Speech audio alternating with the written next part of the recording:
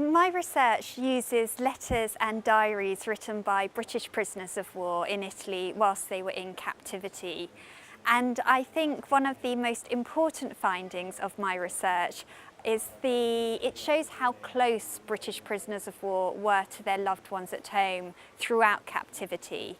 So typically historians have just looked at prisoners of war's lives in prisoner of war camps as if they lived in some sort of barbed wire vacuum, sealed off or isolated from the outside world.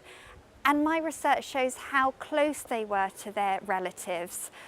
For example, they got letters from their loved ones, and they valued these letters not just for the words they contained, but what they symbolised. They were a token of the absent other, and they got photos sent through. And they put these photos up round their beds and talk to them and say goodnight to them in the evening and wake up and say good morning to them. And they also received parcels from home. These were next of kin parcels that they received every 3 months.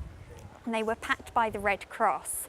And these parcels were again a token of the absent other. And they treasured them because they knew their wife or their mother had recently touched the contents of those parcels. So it was like touching their wife or their mother again.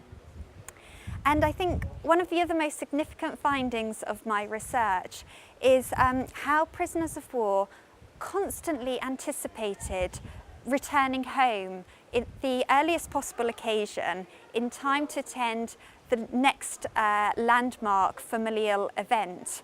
And this helped them keep in close emotional proximity with their loved ones.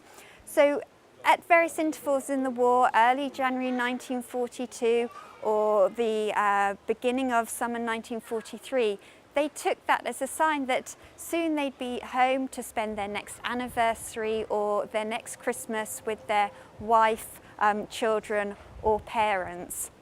And it was this constant anticipation of an early homecoming that kept them being close to their relatives.